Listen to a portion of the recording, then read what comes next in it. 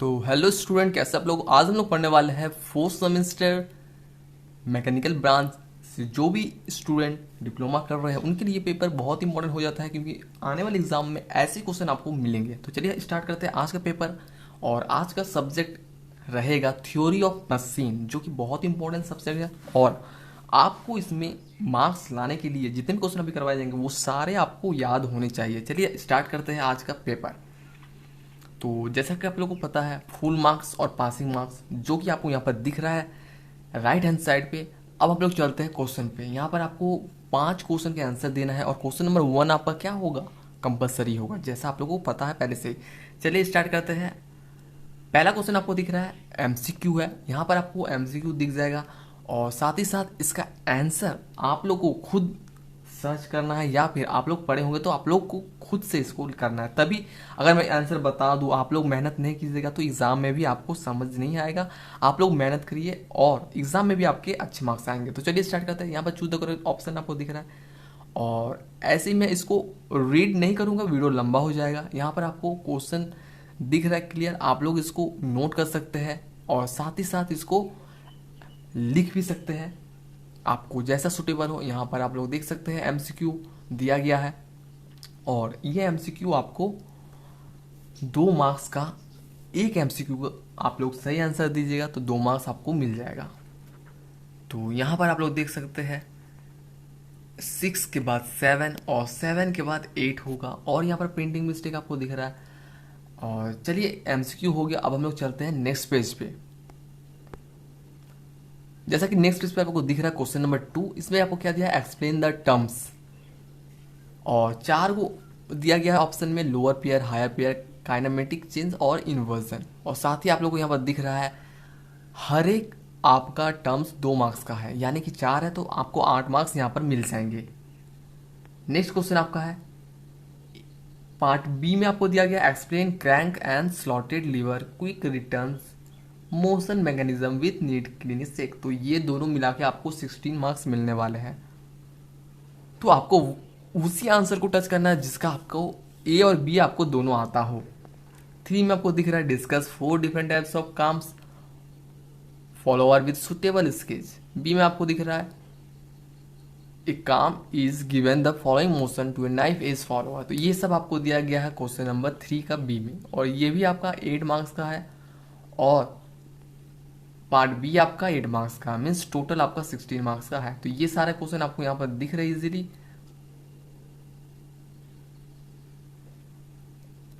चलिए question number 4 पे आते हैं। 4 का भी पार्ट और ए और बी दिया गया है। यहाँ पर आप लोग देख सकते हैं, आप लोग जहां जरूरत है डायग्राम का वहां डायग्राम जरूर बनाना है, क्योंकि टेक्निकल में डायग्राम बहुत इंपॉर्टेंट होता है। और अगर आप बना देते सही से डायग्राम और एक्सप्लेन कर देते हैं वर्किंग और कंस्ट्रक्शन, तो आपको फुल मार्क्स मिलने के चांस बढ़ जाता है। तो ये रहा पार्ट ए और part B, discuss type of gear train suitable sketches. अब हम लोग आते हैं 5 में। 5 में आपको दिख रहा है पार्ट ए पार्ट बी, और दोनों आपको आना चाहिए। मैं बार बार कह रहा हूँ, ऐसे ही क्वेश्चन को आपको अटेम्प्ट करना है जिसमें आपको दोनों आता हूँ। ऐसा नहीं कि सबका एक एक पार्ट आपको आ रहा है तो आप बना दिए, क्योंकि 5 ही क्वेश्चन टोटल अटेम्प्ट करना है। और एमसीक्यू तो पहले आप कर ही चुके होंगे, और इसमें बचा 4 क्वेश्चन आपको अटेम्प्ट करना है जिसका आपको दोनों पार्ट आता हो। तो यहाँ पर आपको दिख रहा है पार्ट बी में आपको दिख रहा है इन ए पी नाम वाट गवर्नर लेंथ ऑफ। तो ये एमसी मीन्स ये न्यूमेरिकल्स आपको दिया गया है यहाँ पर, और आप लोग अपना कैलकुलेटर लेके जाइए, साइंटिफिक कैलकुलेटर, ये बिल्कुल अलाउ है।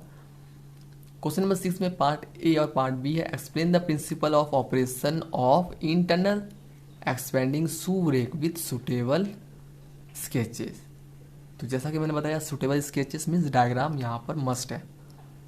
फिर बी में है what do you mean by balancing, explain the harmful effect of vibration and their remedies. तो टोटल मिलाकर आपको 16 मार्क्स यहाँ पर मिल जाएंगे। नेक्स्ट आपका क्वेश्चन नंबर 7 है, describe the working of a single plate clutch with NEET sketch. तो sketching यहाँ पर मीन्स डायग्राम और उसको लेवलिंग, सारा चीज़ यहाँ पर आपको मस्ट है। अगर आप डायग्राम लेवलिंग वगैरह कर देते सही से तो फुल मार्क्स आपको देने से कोई रोक नहीं सकता। पार्ट बी में आपको न्यूमेरिकल्स दिख रहा है, तो आप लोग इसको ध्यान से पढ़िए और नोट कीजिए और बनाने की कोशिश करें।